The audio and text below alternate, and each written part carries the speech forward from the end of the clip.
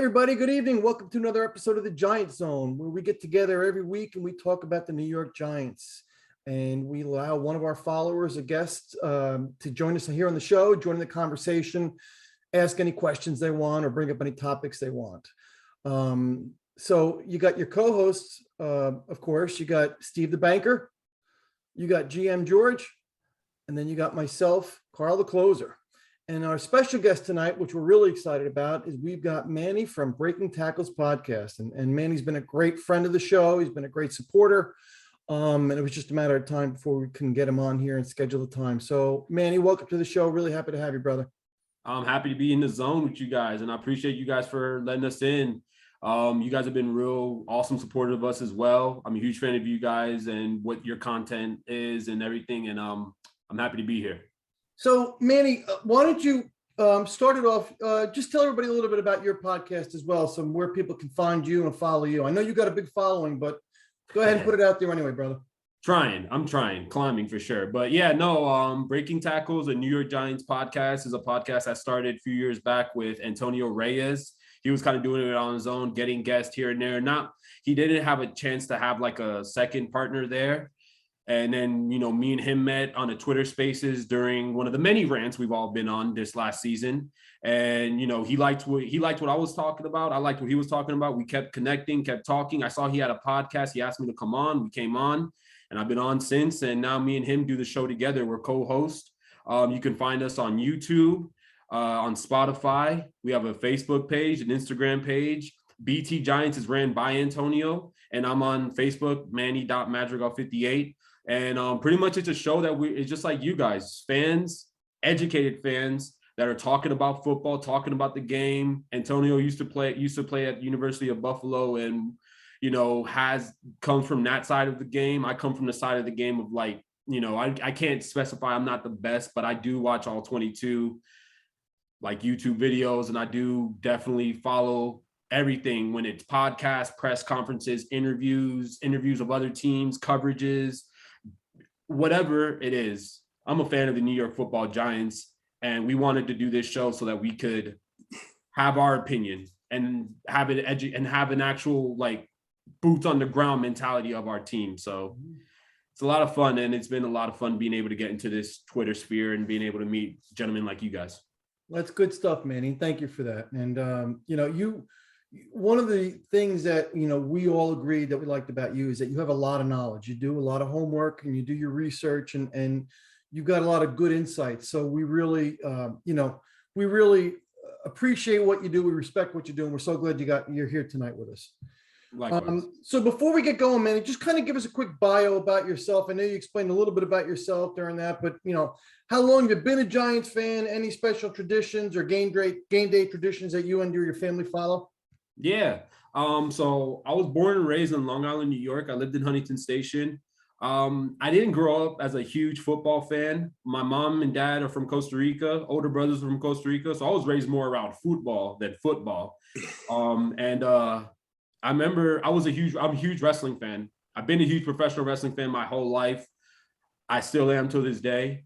And I remember as a kid in middle school, I got WrestleMania 11 DVD, and in the main event was, my opinion, the greatest football player ever, Lawrence Taylor, against, God rest his soul, Bam Bam Bigelow. And at the time, I've heard the name Lawrence Taylor. I've heard the name of the New York Football Giants, but I just never connected the two together. And then once you see him coming out, I get goosebumps talking about it every single time, like clockwork. I just became a fan of him, and I just became memorized, and just the mystique around Lawrence Taylor was just something that I just wanted to be a part of. I looked up his highlight tape on YouTube, and man, that immediately was like, okay, I need to follow this team now. And then during that time, it was Eli Manning, Michael Strahan was towards the end of his career, Osi Umenyiora, Justin Tuck, the boys were buzzing back then, and it was easy to just turn into a fan shortly after they win their Super Bowls. And now, because of that, my wife and daughter will always wear Giants gear on Sundays. There you go. as opposed to traditions, game day traditions, the big thing is just I really can't stand when I watch the game. I have a nook in between the kitchen and the living room where I'm standing the whole time. I can't sit. I can't really be relaxed watching it. A lot of times I'm on my phone watching it because in Texas, you don't get the games on the big TV all the time. So a lot of times I'm just sitting on my phone watching it, just sitting there, not relaxed, but having the time of my life, if that makes sense. You're one of those nervous fans walking back and forth. Nobody talked to me. Pacing. I can't even watch field goals if it's like an automatic field goal. I need to like be behind the curtain and just hear the announcing. Mm-hmm. I'm like that during the playoffs. I'm okay during the regular season, but during the playoffs, I'm a handful. So I get it. Man. Yeah, during the playoffs, like yeah. It's difficult. It sucks being me during the playoffs, but I own it and I wear it well. So let's kind of get into the show here, Manny. We want to make the show about you. We want to hear some of the things that you want to talk about. So why don't you start us off and give us something you want to start talking about here? Well, I think the one thing that I'm really interested to hear your guys' opinion on is Malik Willis. Got to mention him, got to talk about him, because I just have a feeling in some way, like GM, you were on this for a while. You said that, even though it doesn't look like it's the best QB class, it always around this time of the year turns into can't miss prospects on the QB side. So I thought that it was going to affect us in some way. And I never really necessarily thought that he was in play for the Giants. I really starting to I go back and forth about it. My mindset about it is I don't think he'll be drafted, but I'll be excited if he is drafted. I wanted to ask you guys specifically when it comes to Malik Willis, what do you think in which way do you think he is going to affect the Giants on draft day? George, go ahead. He referenced. Okay, yeah, I'll take it. The way he's going to affect the Giants on draft day, in my opinion, is going to be probably, I want to say 3 teams, maybe 4, because there's a couple teams that actually draft before us who could, trade, come back into the first round in order to get their starting offensive lineman or defensive end, their pass rusher first, and then trade back into most likely 7 to grab Malik Willis. That I feel like that's how he's going to affect our draft. I don't see Malik Willis as one of those. He's not going to be able to succeed on a team that has as many holes as we have. He's a great player. He can launch the ball. I'm not taking anything away from his gifts. I know that I go on a lot of people, get on a lot of people about Malik Willis and, why do you want him? Why he shouldn't be coming here? What have you? He's a talented quarterback. Don't get me wrong. The guy can run. The guy can avoid tackles, but he's not going to do well on a team that has as many holes as we have. And we would be hurting him by bringing him in here and putting him out there on the field with what we already have. We talk about we have holes. We don't have just holes. We have a black hole. We have so many needs on this team that we need to correct. Now, look, if Daniel Jones doesn't work out this year, first off, he's got one of the better backups now. So if anything happens to him, whether it's poor play or injury, you have Tyrod Taylor who can come in and take his place. He knows Dable's system. He's going to do just fine in it because he's already got it in his head. We've brought in offensive linemen who knows Dable's system, so he'll be fine with them as well. We don't need to worry about drafting a quarterback fifth or 7th in the first round. I think I think that would be just a total complete mistake. Teams I see coming in to grab Malik Willis, maybe at number 7 on us, would be Pittsburgh, Seattle, the Saints, and as I was saying before, a team that could possibly get who they want before us and then trade back in would be the Texans. I feel like they have a lot to offer after trading Deshaun Watson for that monster deal.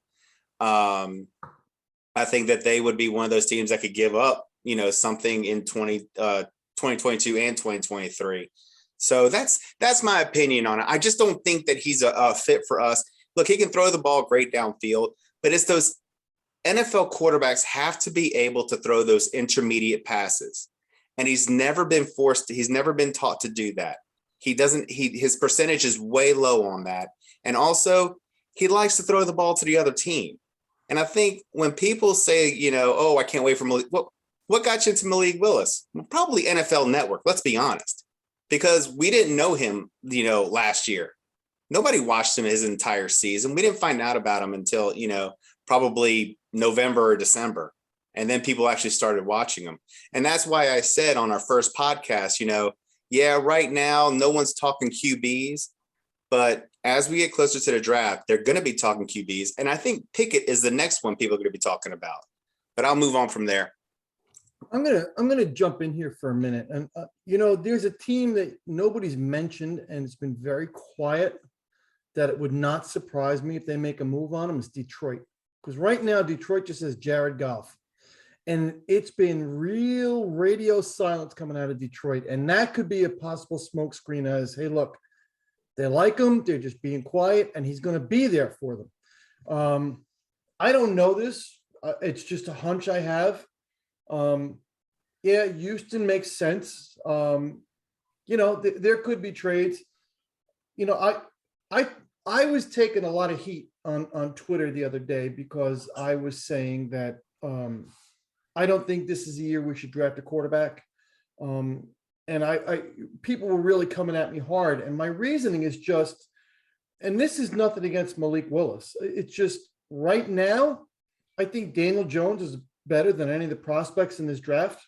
Number one, we have more holes to fill on this roster. Look, next year is not going to be about wins. We're not playing for a Super Bowl next year. I don't think we're playing for the playoffs next year. So I'd rather go with Daniel Jones, see how it goes. He's got a 1-year audition here with this system and this coaching staff and this leadership. Yep. Roll him out there, see what happens. You got a better backup now. And if not, again, I think Bryce Young and Stroud from Ohio State are better prospects as well to look forward to next year. I'm sure you guys saw that picture floating around. Yeah, I did see that, and wasn't fazed by it in the least. Yeah. Steve, what do you think, buddy? So, Manny, great question, and I'm going to be very specific in my answer to you, okay? I'm not even going to respond to, are the Giants, I can tell you right now, I don't think the Giants are going to draft him. So let's just end that conversation. Nope. Number two, I looked at the entire first round. Number three, I looked, and I have it here with me. We've talked about it on our prior podcast. Moving the Sticks with Daniel Jeremiah talks about it. All the big podcasts refer to the Jimmy Johnson NFL draft trade value chart, right? Yeah. Everybody knows what I'm talking about. Yeah. Each draft slot gets a certain number of points. When I look at the draft, there's several teams that need a quarterback. Carolina needs a quarterback. Sam Darnold experiment is not working. Is Kenny Pickett in play? Maybe. Is Malik Willis in play? Listen, I've talked about how it's not like 20 years ago when you sign a top 10 quarterback and it's a $130 million contract. There's a rookie salary cap. So more than ever, if you don't have your quarterback, you don't have a quarterback. So it's very cheap for teams. Well, oh my God, these guys, listen, it doesn't matter what we think if they're graded as a top 10 player. It's a cheap roll of the dice for these guys. It's not like when we were all younger and these. So Carolina at number 6, Atlanta has Marcus Mariota. They're in play for a quarterback. And mind you, George has talked about this. Who cares that none of these guys are probably ready to start day one? Perfect. They have a seasoned veteran in each of those places, and these kids can sit for a year. Okay, fine. But Seattle at number 9, who the rumors this week has been with Baker, could be concerned that Carolina or Atlanta take Malik Willis. Now, I did a poll this week on Twitter. I said, you got New Orleans at 18. They need a QB. They re-signed Jameis, but give me a break. And you got Pittsburgh. The rumors have been, and we had an NFL reporter on a number of weeks ago, Bobby Thompson, talking, dropping some knowledge that he had heard. And that was the first time I'd heard about it. And sure enough, he was right more and more every single week. Pittsburgh. But here's the thing. I put that poll up on Twitter. It was fascinating just to see people's responses and the dialogue. And Manny, thank you for engaging that. I saw your comments and everything too. It doesn't matter. if Pittsburgh and New Orleans wants to move up, according to the NFL draft trade value chart, our pick at number 5, because remember, the thinking would be, in my opinion, and answer your question, your question was, how does the Malik Willis thing affect the Giants? You got to leapfrog Carolina and Atlanta. Right. So that means our 5th pick is in play. But that means it's 1,700 points. New Orleans and Pittsburgh don't have enough. New Orleans, it's not happening. They would need a 1st, 2nd, and a 3rd. But here's the problem. Even if they offered us all 3, they don't have a 3rd round pick this year. Right. Really, I didn't realize that. Ooh, that's interesting. Pittsburgh would have to give their 1st round pick. We'd flip flop. They'd also have to give us their 2nd, a little more sugar, as they like to say. They don't have a 2nd round pick. So it's not happening. It doesn't matter what I think, George thinks, Carl thinks. Here's the deal. It's not happening because it physically can't happen. They don't have the draft capital to move up to us. Now, could they move up and move up? Yeah, sure. A lot of things can happen. So Seattle's the team. Yeah. 1,350 points at number 9. If we drop down from 5 to 9, Carl talked about this a lot on our last podcast, we could still get a stud. We got to walk away with a tackle, right? Mm-hmm. Maybe we get Charles Cross instead of the other 2 guys. I mean, see who drops, or maybe we get okay, fine. We can have a conversation about that later. And then Seattle has 2 2nd round picks, I think 40 and 41. So they can't give us one of those picks. We would probably have to give them one of our lower round picks. Like, it's just a math thing. And that's where the GMs do their job. And as fans, we just sit back and go, it's interesting. Seattle, if Seattle falls in love with him and he's going to sit, maybe they'll get Baker. We heard the rumors this week. Mm-hmm. It reminds me of Russell Wilson. I'm not saying he's Russell Wilson. I'm not saying he played in the same, but Russell Wilson didn't do crap his first 2 years. Russell Wilson had a harness around him. He made like 15 passes a game. They didn't let him become what Russell Wilson until 3-4 years into his career. And they was like, oh my God, Russell Wilson is all world. Everybody look back. Russell Wilson was not Russell Wilson his first 2 years. They took advantage of his talents. I think teams are falling in love with Malik Willis because of the Lamar Jackson effect. I think Lamar was picked at 23. Baltimore. He was the last pick in the he was first the last round. pick? Yeah, he was the last pick in the first round. That's right. Back for that. Yeah. So he was even further down than I remember. Okay. Yeah. He was damn near close to being Aaron Rodgers. And Lamar was a lot more accomplished at Louisville, I believe it was, right? Correct. Heisman Trophy winner. Yeah. But a lot of similarities. Great arm, crazy running ability. Now, who's to say this kid's there's only one Lamar, but you let a kid like this keep very limited what you ask him to do. Maybe he sits for a year. I think that's the answer to your question is I'm looking at within the context of who could be our trading partner. I see it as Seattle. They have actually a lot of draft capital now. That could be a fascinating trade for us. We drop down to 9. Maybe we get Sauce Gardner. Maybe we get the tackle. I think that's where we probably get a little bit upset as fans, and we can have that discussion about, okay, but that's the only thing. We still have pick 7. Then we drop to pick 9. It could still be fascinating. And we pick up some extra top 100 picks. And so Steve, if I can speak, there's something else that we haven't picked up on yet either. There could be more teams that could fall into that category because, there's still rumors about Garoppolo. There's still other quarterbacks out there. Baker Mayfield, where is he going? We don't know all the stories yet. We don't know who's about to be traded or released. And, with the June 1st releases and cuts and all those things, we still have a long, long way to go. But yeah, I agree. The Giants will not be the team to draft Malik, but I think, I really think they are going to be trading up. People are going to be trading up in the first round to get him. I really do believe that. But the problem is there's nobody who's going to trade with us that can give us the draft capital that we need, unless, in my opinion, and unless I'm missing a team, and Carl, tell me if I'm missing another team that might want to trade up. Seattle. That's it. I don't see anybody else because everyone else has a starting quarterback already. Well, you mentioned New Orleans, though. But they don't have the capital. Yeah, New Orleans doesn't have the horses to pull off the trade. What about Carolina? Well, they're sitting at 6, though.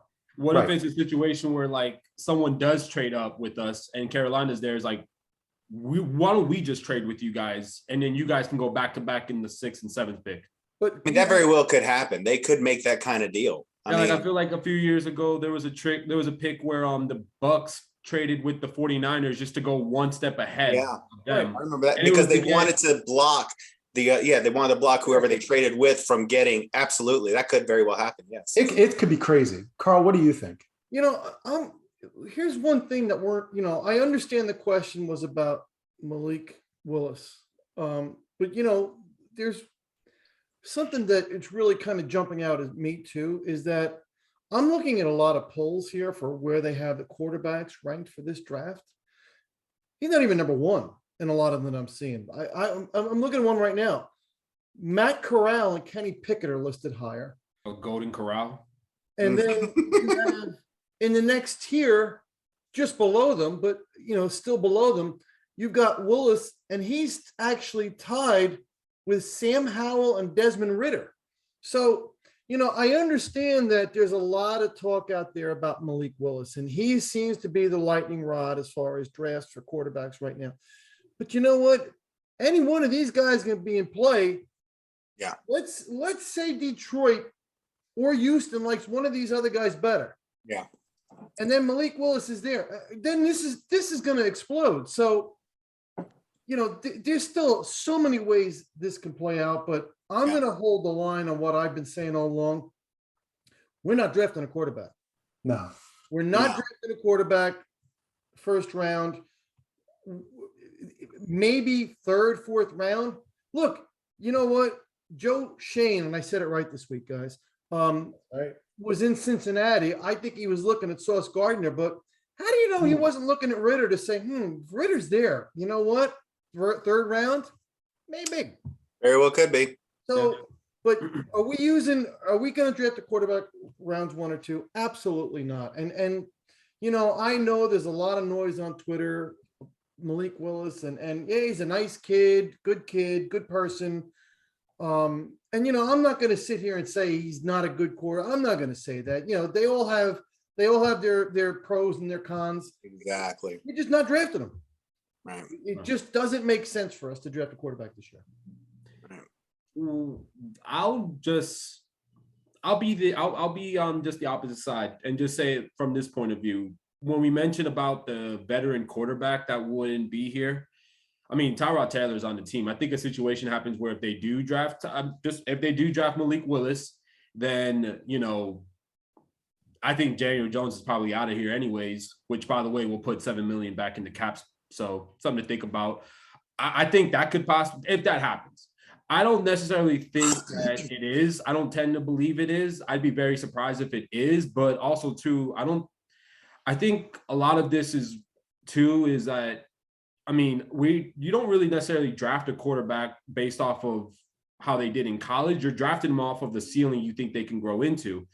I understand that Malik Willis, this isn't a team built for him. And I was on that mindset as well. Let's get the team ready before we bring in a quarterback. But also, too, I think with the signing of a Tyrod Taylor, that gives the Giants flexibility that they have a guy here who can start if Malik Willis is brought in. You get rid of Daniel Jones and go from there. And also, too, at the end, we really don't know. For all we know, he could be not very good, and the quarterback taken in the 3rd round this year, a la Russell Wilson, is the guy from the class.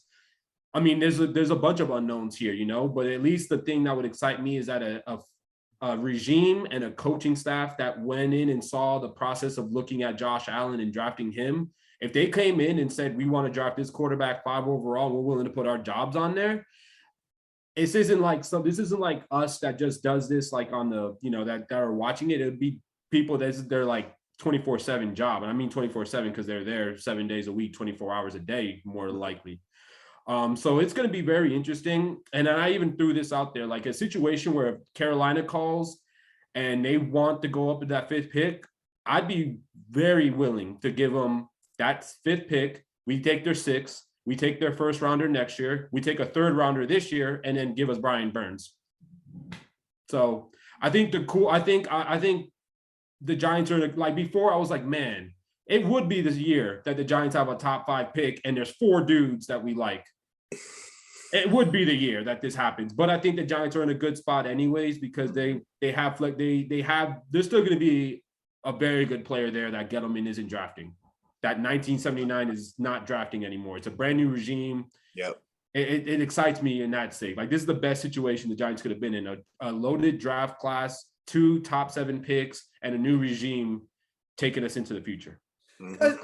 I'm going to put a question out there to everybody for a quick minute, and then we can get on to one of your other topics, Manny. But let's just go around the room here, guys.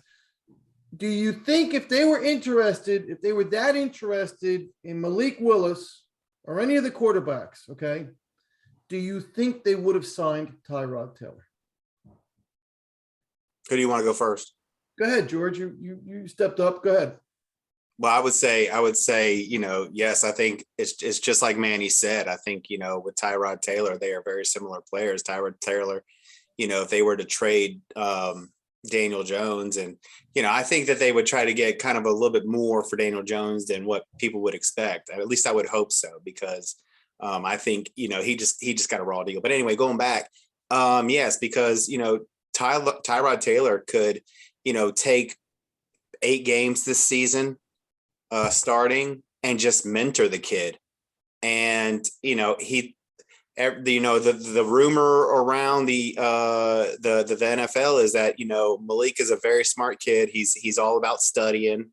He's a hard worker. So if Tyrod's out there mentoring him and teaching him, and he's learning the ropes, and not only that, the rest of the offense around him is getting better. You put him out there on the field, you're probably going to see a better product.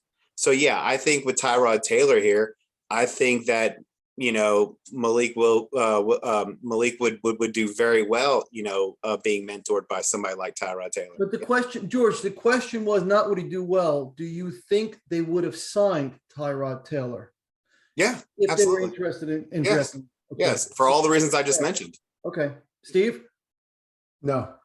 I agree, Steve. I'm with you on that one, Steve. I'll go with George, and I say yeah, just from that standpoint as well too. And I mean, because you could be in a situation where, remember, Arizona Cardinals before they drafted Kyler Murray, Josh Rosen's our guy. Yep. And then draft night he isn't, and he goes for a second. So I think the Giants could maybe see that and be like, okay, we know Daniel Jones is better than Josh Rosen.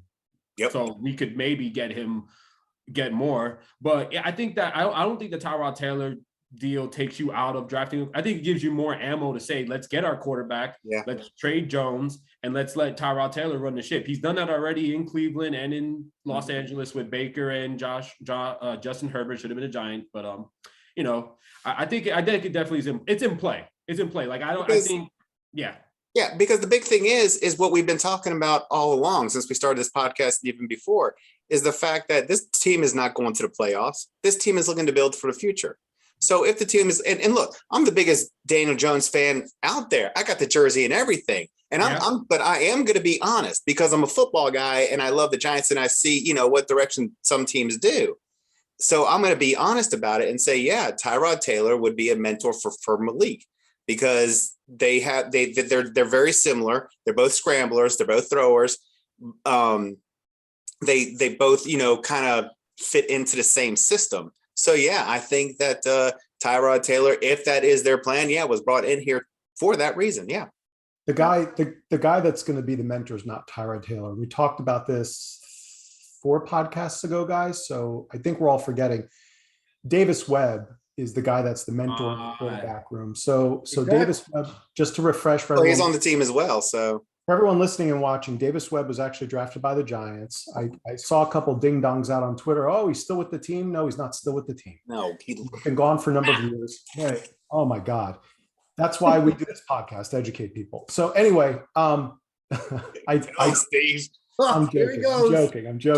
But the point is, he landed eventually in Buffalo and became the quarterback whisperer for the coaching staff there with Josh Allen.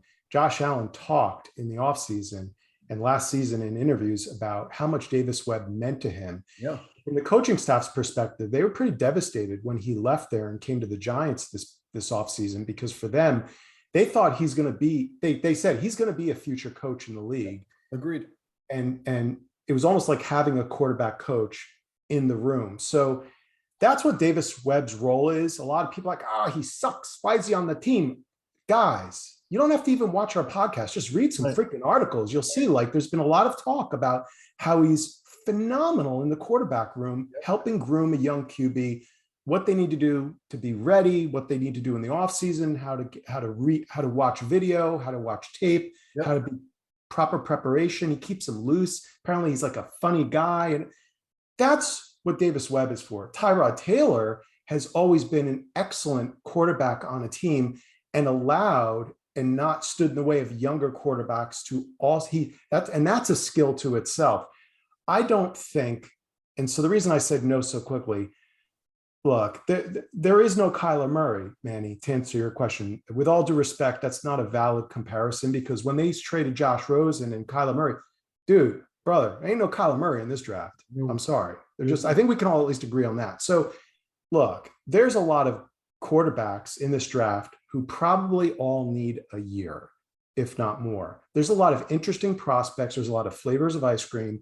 Carson Strong, Kenny Pickett, small hands, big hands. We could all talk about who we want. Malik Willis, without a doubt, is the most physically gifted, but he's not ready either. So it's a draft where teams may fall in love with a QB like Malik, like Kenny, like Carson, like the kid Ritter in Cincinnati, and say, I can let this kid sit for 10 games for a year, and I may be onto something. Yeah. I don't think the Giants are in that position. We have a guy who, from what my own eyes have seen, from the neck down, is as skilled as anyone in this draft. He can't run like Malik, but he's as fast as Malik, if not faster. And he doesn't have the wiggle, but he's got the most beautiful arm I've seen in years in terms of his accuracy on deep throws. He was actually number one in the NFL last year in accuracy on deep throws. Problem is he didn't throw the ball deep enough. Yeah. Thank you, Garrett. His problem, just to finish the thought, is the neck up. He doesn't know how to go through his progressions. He fixed his fumbling problem, but he's not great at reading defenses. And quite frankly, he's had 4 quarterback coaches in 4 years, going back to college. So and 3 offensive coordinators. What they've done. 3 head coaches. Thank you. So to finish the thought, guys, what they've done, and John Mara talked about it. We can go, they're going to do this. John Mara loves Daniel Jones. He wants us to give him. So what they've said is, let's give him a year. We talked about it the other day on the podcast, guys. Fix this offensive line. God willing, in this draft, we had some really big fat pieces of this offensive line too, right? Give him a proper coaching staff. Give him a proper offensive scheme. Give him protection. Give him coaches. And let's see if it works. If it doesn't work, we have next year's draft. And when I say give him the support he needs, it's also in that quarterback room, right? Davis Webb, Tyrod Taylor, who we know can step in and be the starter if we need it. That's why I was so quick to say no to Malik Willis. But what interests me with Malik Willis is maybe that'll play into our lap for some extra draft capital. Yep. Yeah, totally. So what else do you have for us, Manny? So we've beaten that horse to death. What else do you have? Yeah. So we just talked about the O-line. And we talked about the draft, hopefully getting as our OGM said, a hoss there at the on the O-line. What do y'all think about Charles Cross and rumors that the Giants like him at 5? And what are your opinions on Charles Cross? Steve, why don't you start this one off? So Cross didn't allow a single pressure in his game against Alabama. The kid's talented. He's still a sophomore. I forgot that. I mean, he's young. He's got tremendous upside. He'll be 21 when the season starts. What's that? He'll be 21 when the season starts. Sorry to mean to talk over you. Nope, it's okay. Great arm length. I think 34.75. As long, if not longer, arms than most of the top tackles in the draft. He's not heavy, 6'5", 310, but he's an athlete. He's, in terms of actual skills as a tackle, very patient blocker. He's fluid. He can pull. He can block on the move. He's got some issues. And every single one of these tackles have issues. We've talked about that. But you're asking about Charles Cross. He's very susceptible to the bull rush. He gets only in that 2-point stance, and he's very skinny. I was watching some tape today, knowing we might be talking about him. and his stance is so skinny that his hips open up by his third step back.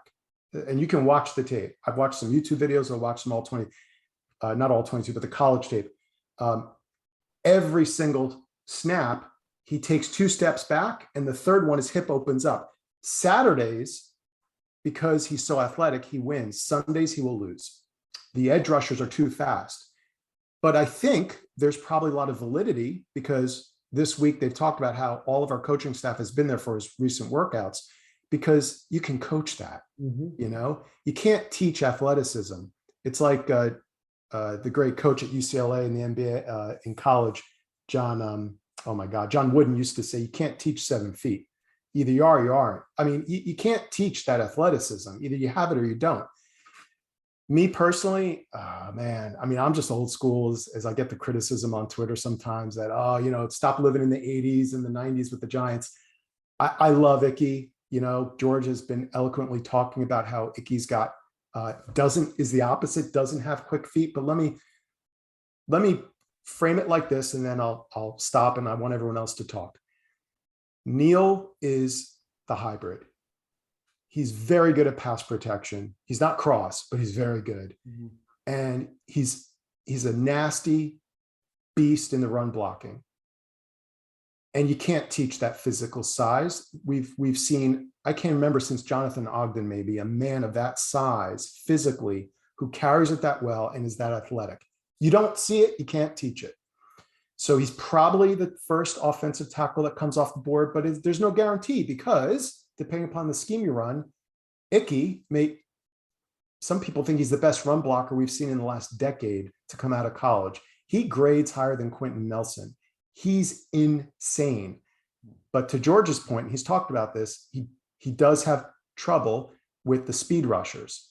So, what type of scheme are the Giants going to use? And if you put this kid, we have our left tackle, you put this kid Cross at right tackle, he's not going to block the way Icky. No one's going to block the way Icky does. That's a fact. No one will block the way that kid blocks. But he's not even going to block like Neil. But Neil probably won't be available. Neil might have had his best year at right tackle for Alabama. He was insane. Yeah. So if he's not available, and Icky, to George's point, is problematic in pass pro, Cross gives us everything we probably need. The more I think about it, especially if we're going to run zone with Kafka and Dable's offense, especially if we're going to do sweeps and zones, Cross is perfect. So I know George is probably chomping at the bit to jump in here, and I know Carl has opinions on it, but that's a lot. I guess what I'm saying is more and more I'm liking Cross. I'm willing to say I was wrong, because they may go after him. This may be valid. I personally think, I think we're getting Neil. I think Neil is going to be there for us, and I think he's going to be the pick. Let's remember something. Look, and I'm not saying Cross is not a good prospect. Cross is a good prospect. Mississippi State played a pass-heavy offense. They did not run the ball that much. He's not as skilled in the run game. Now, I'm not going to say that the Giants are going to be run, pass, punt again. But there is some concerns about how well he's going to adapt to the NFL as a run blocker, because he has not run blocked that much. There are some concerns, Steve, and I heard you say this, but there actually are some concerns about his arm length, that they say his arm length is I'm looking for the word here. Yeah, they're wrong about that. His arm length is excellent. Yeah, his punch.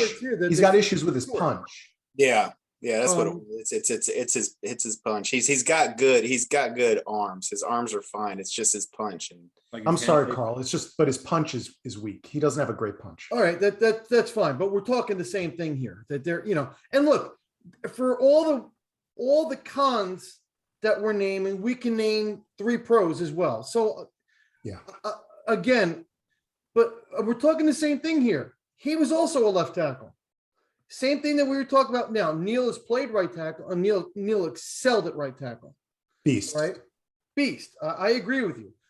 Icky, I have no concerns about Icky on the right side. Do I think Cross can translate into a right tackle? Eventually. do I think he can they start him right away and he can be a right tackle and do well? I think is going to be a little bit of a learning curve for him. Well, compared I'm to sorry. what we've had. I didn't hear you, Steve. So say what you just said, but the context is, do you think so? I know it's rude to interrupt, but you just said, do you think he could start at right tackle for us maybe eventually? So my question to you is, what other choice? Compare that. I understand where you're going with that. He's better than anything else on the roster right now. Yeah, that's where I was going with that. Yeah, I completely agree with that. He's better than anything that we look. I don't want to see Matt Pert in the Giants. I don't. That ship has sailed in my book. I just look, guys. I've been saying it all year long, and I'm going to stick to it. We're getting Evan Neal. Do I think Cross is a bad fallback if he and Icky are gone? No, I think we can do worse.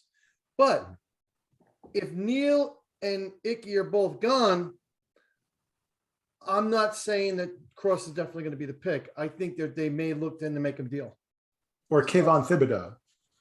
Oh, I'm not a fan there either. But I'm just going to throw it out there. I'm getting off topic now. Sorry, George, I want to hear what George has to say, but we're getting off topic.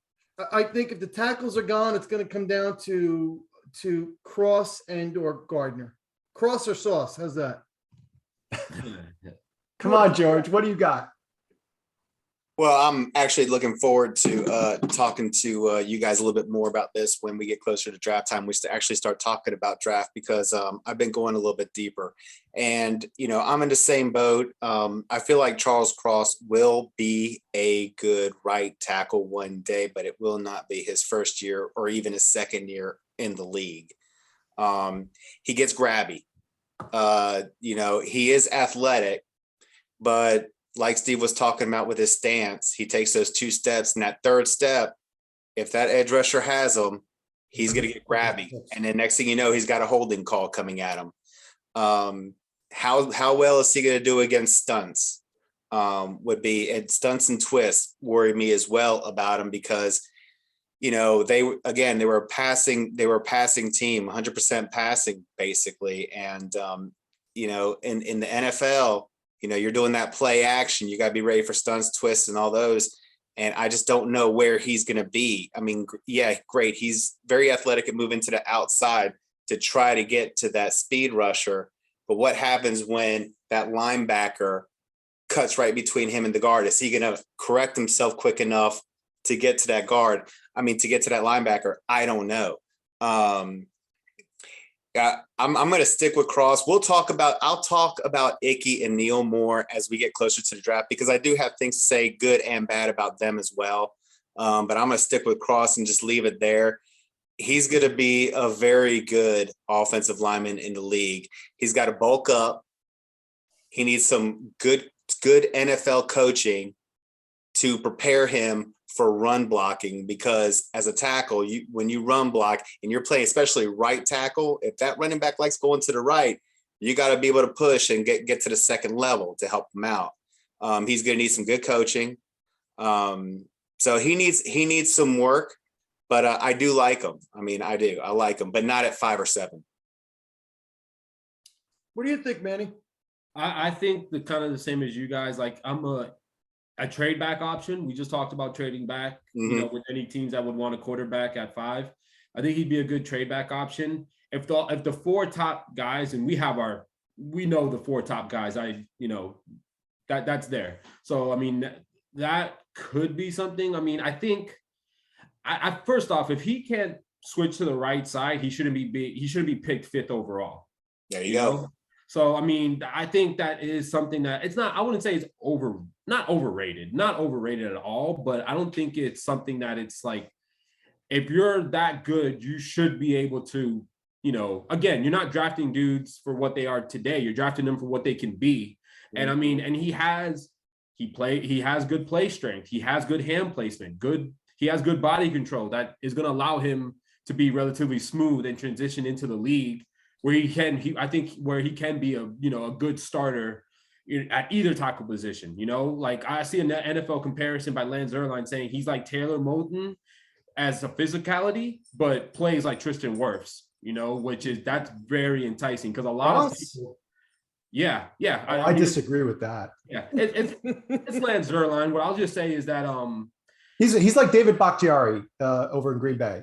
And honestly, I mean, that is also, I'll take that. Yeah. And I think another thing is that like a lot of, for all we know, better than like remember back in 2020, everyone thought that the Giants took the worst tackle on the board at 4, and he ended up, and now it looks like, I mean, it's early, but it looks like he's the better tackle in that class. So who knows where all these guys line up? Looking at his tape against Alabama, the All-22 I was able to look up. By the way, if you guys ever want to watch some All-22 college tape, Caddy Cut-Ups on Patreon, a great follow, a great subscription. And the Alabama tape this year, he definitely is the 3rd best tackle. There was definitely you could see some holes in the run game. Definitely can be coached.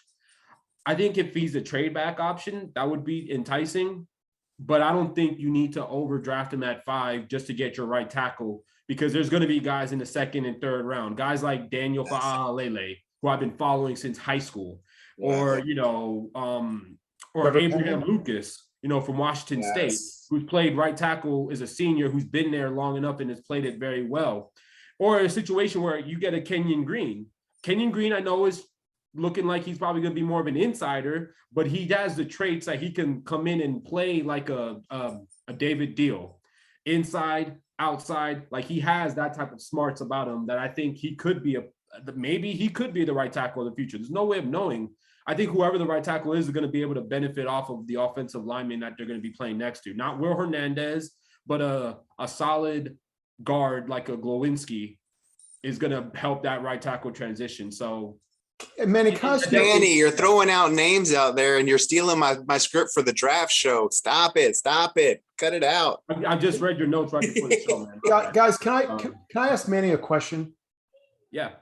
So, Manny, I'm hearing what you're saying. So, Carl's been talking for a while. We have to get a tackle with one of those top 2 picks. I've started to be a little flexible, but it's funny. Some days I wake up, I'm like, I don't care. I got to have a tackle. Yeah. Do you feel it would be a failure? And I know we're it's the honeymoon phase. We're all loving and trusting what we see with this new regime. How do you feel? Do you feel we have the 5th pick and the 7th pick?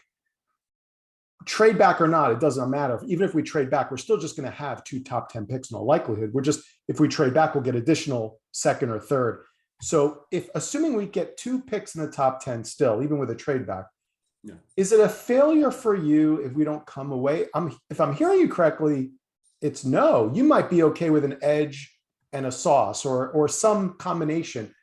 Is that a failure for you? Or yeah, I don't. It'd be disappointing, because I've had my heart on Neal, on Iquanu for a while. I've fallen in love with offensive linemen over these years because of how bad our O-line is. So I've fallen in love with those guys, and I think they would be amazing additions to this Giants team and would immediately change the trajectory of this offensive line. But also, too, I get as well as you don't want to overdraft for need. Shane said in his opening press conference, draft the best player available. You're never going to go wrong. Granted, would it stink if that best player available isn't one of those tackles or isn't a Kayvon Thibodeau?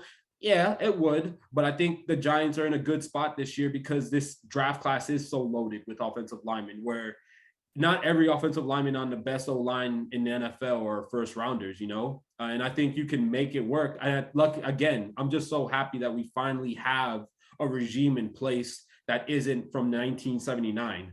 It's a regime that has proven that they can find talent all around this draft class, all around in the draft. Shane said it, the draft is the Super Bowl.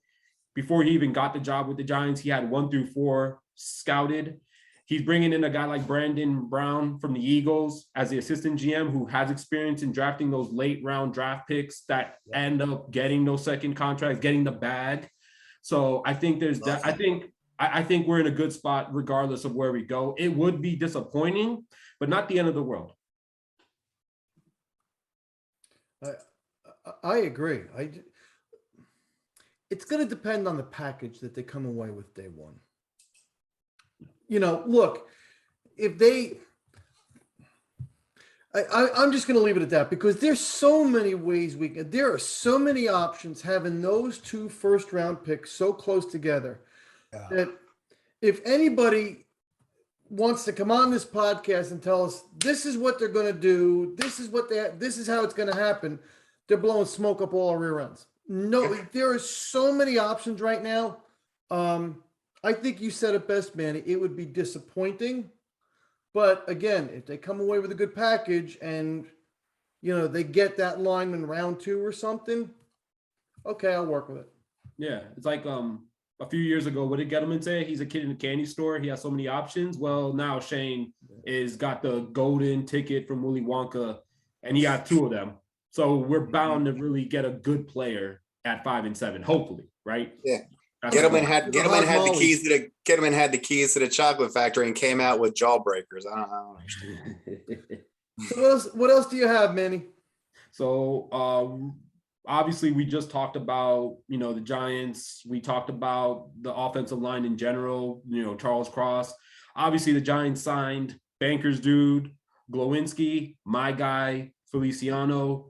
But so they've signed really good players on offensive line so far, like guys that are going to be solid players that are going to be able to start and they're going to be able to stabilize the O-line and help those rookies coming in to show like this is how you play O-line in NFL. But obviously, and then also they gave pay cuts to Shepard, they gave pay cuts to Martinez, but then they also cut Logan Ryan for no reason other than he's just not our guy.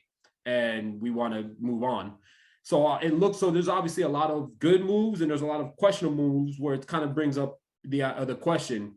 I kind of tend to understand. I kind of tend to know what you guys already kind of might say, but do you think that this is truly is Shane looking at this like we're rebuilding this and that's best. We're getting ready for 23.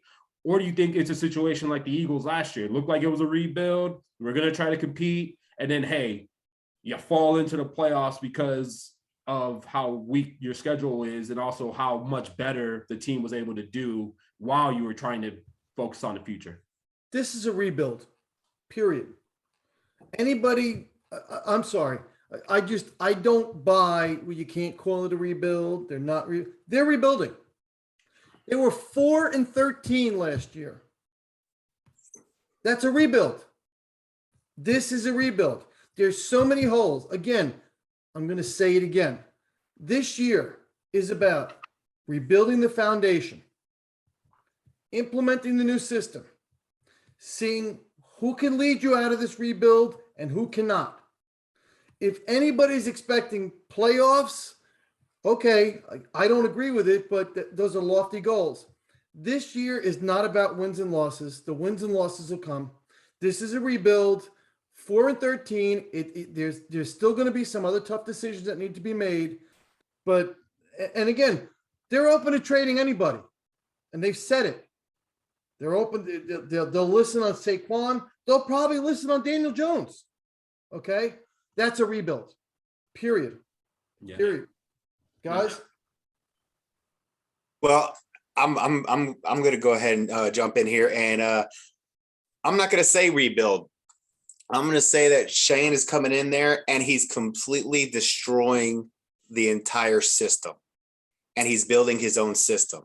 It's like when you hear about ancient Egypt and all those ancient cities that are covered by sand now, and now they're building over it. That's what Shane is doing, and he's putting his own flag into it. He's bringing his own people. He is turning this thing completely around. And I think the other great part about it is that tells me that, it's not just it's not a rebuild. It's a whole new beginning, is the fact that he's not bringing guys in on 5-year, $120, $80 million contracts. He's bringing his guys in for 1 to 2 to 3 years on low-end contracts, because they are there to spread the message, to build for a brand new team. So as far as, I think Shane's doing a great job, number one. You kind of see what he's doing. And, you know, I'm going to beat a dead horse because I've been saying it forever and a day. And that's the fact that Shane was going to come in here, make some decisions, and it was going to piss some Giants fans off. I don't know how Giants fans went from, you know, having this mural of Joe Shane and underneath saying hope. And then the very next day after Logan Ryan is gone, it's, what is Shane doing? He's got to be out of his mind. Who did we hire? Yeah. It's what's going to happen when you're building your own system. And that is exactly what he's doing. But how is that not a rebuild, George? Because he's not leaving. He's not going to have, as far as staff, as far as schemes, as far as now, there's going to be some players that are still going to be there, but they're going to be his players. And he is just destroying. He's throwing out everything that Gettleman and Reese ever brought to the table. He's getting rid of it. He's getting it out of here. And he's bringing in his own system. He's bringing in his own people. He is making this his own. This is going to be his flag. He's rebuilding it. Yeah. So we agree then that it's a rebuild. No, he's completely destroying and he's building his own. Brand new. Tearing it down and rebuilding it. Tomato. What are we arguing about here? I mean, come on. Semantics with this guy. You guys are the best. You guys are the best. I love you guys. What do you think, Steve? I think the most important, I put some thought into this before, and I wanted to do some research. I really went back to every major, not little, but like every major move they've made since the day he was hired. And I thought about, what do all the successful teams do, have they done? So quick example, I hate the Rams. They won the Super Bowl. I despise them. I never liked them. I was at Giants Stadium in 1989 when their wussy quarterback threw a touchdown and Flipper Anderson ran into the end zone. Yeah. And the Giants had a Super Bowl caliber winning team. And we just stood there like, and OJ Anderson talks about it. He's like, we couldn't believe, we were just like, wait a minute, we won that game. How the hell did we just lose? I hate the Rams. I don't hate them like the Eagles and, you know, Dallas, but I don't like, but you know, whatever. They haven't been relevant for years. And then what did the Rams do? And another reason I hate them, because their head coach hates the Giants because his grandfather was fired by the Giants or whatever. Anyway, but I hate the Rams because of how they're building their team.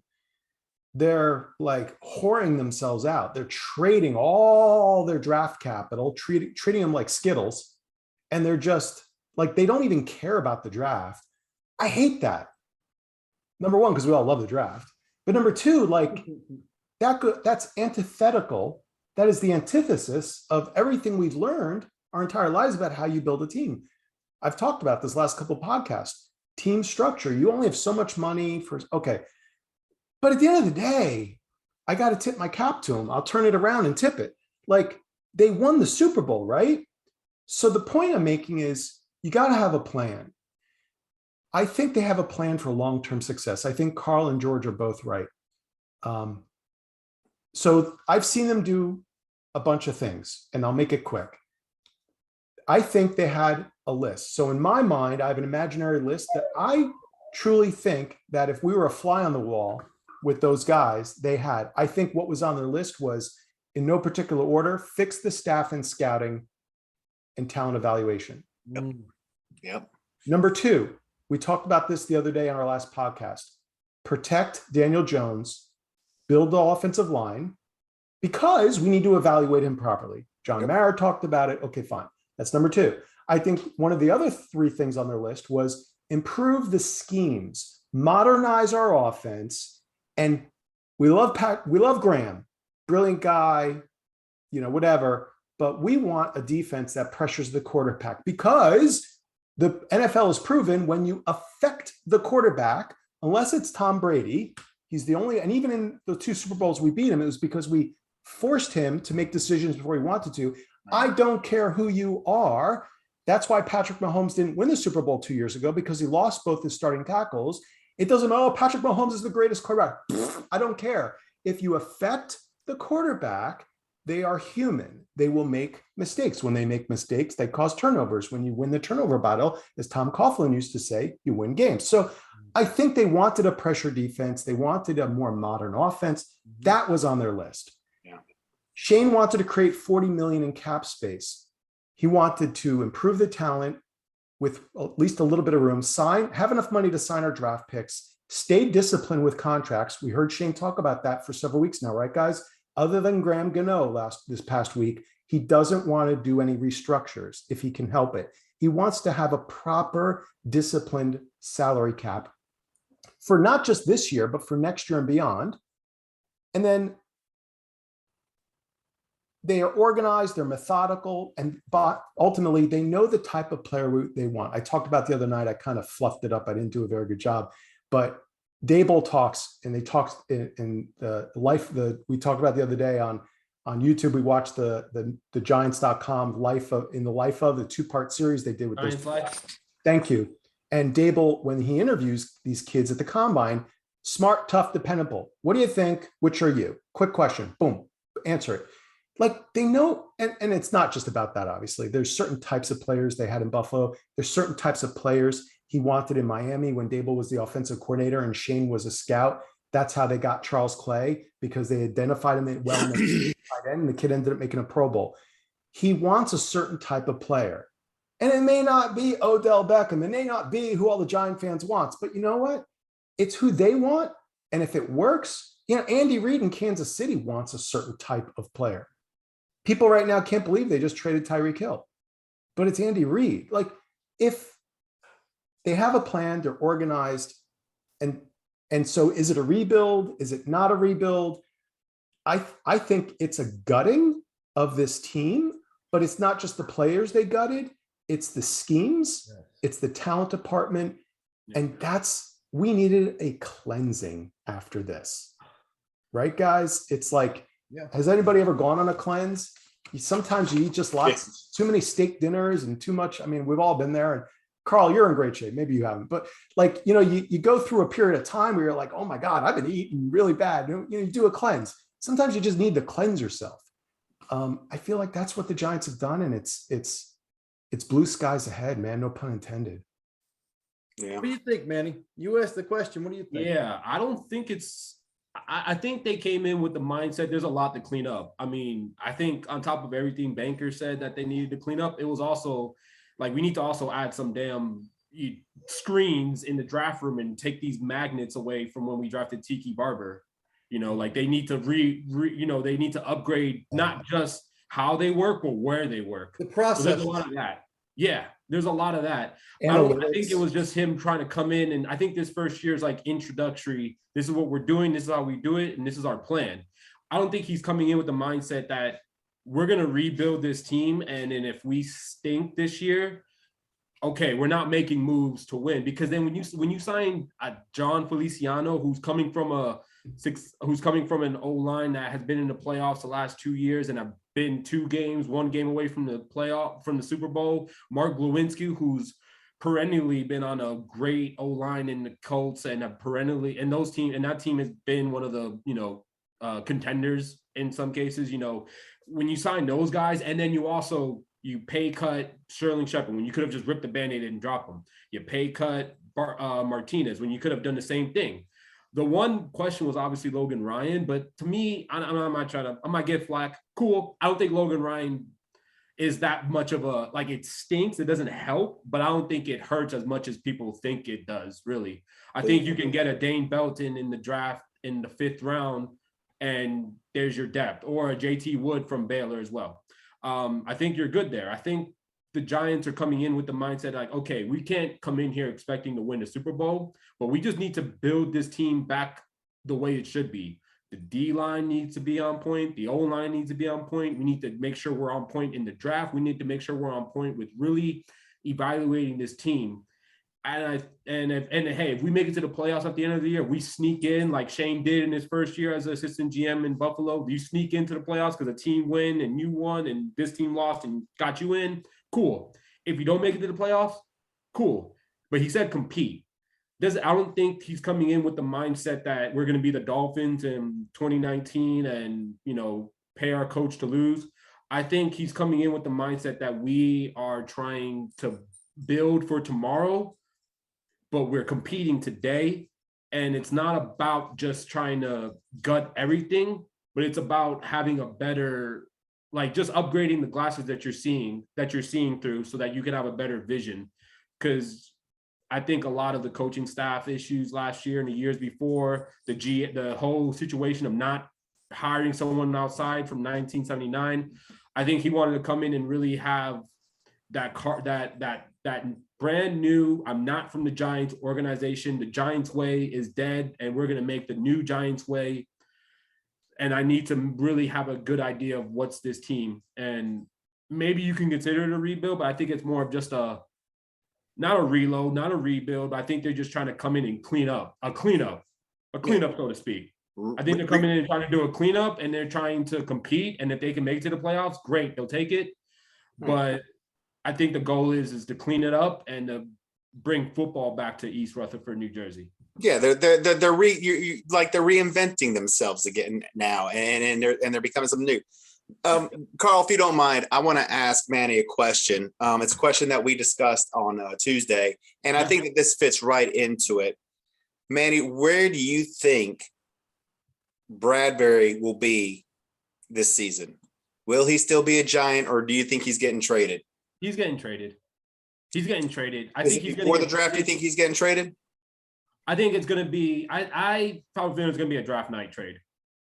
Maybe a draft weekend trade. Maybe it's a situation where the Giants like a player at the bottom of the third round and the bottom of the second, and they want to trade back in the third, and they use Bradbury for that. You know, there's teams like the Raiders that can use a cornerback. You know, our old DC is there, Graham. I've been hearing that the Chiefs are in the quarterback market, and they could be trying to look for a play. They could be trying to look for a quarterback as well. I think it's going to be closer to the draft weekend. Maybe not night one, maybe night two, Saturday.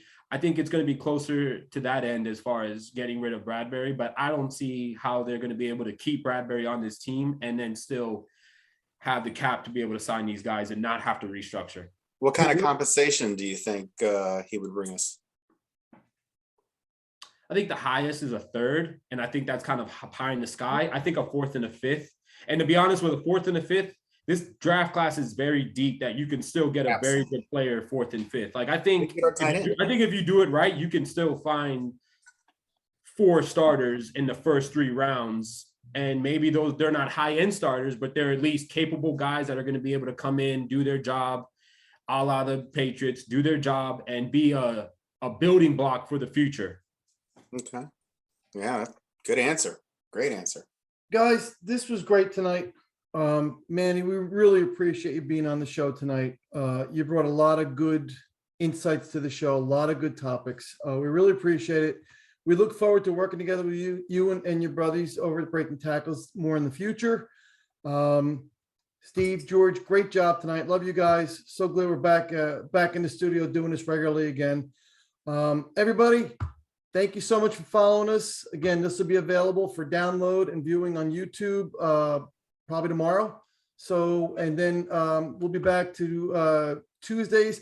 Just want to let everybody know, starting in April, we'll be doing 2 shows a week, Tuesdays and Thursdays, or at least 2 shows a week, however it works out. So we got a lot of good guests lined up. Looking forward to it. Thank you all for your continued support, the great reviews, subscriptions. You're the reason why we do this show, people. Guys, great job tonight. Thank you, everybody. We'll talk soon.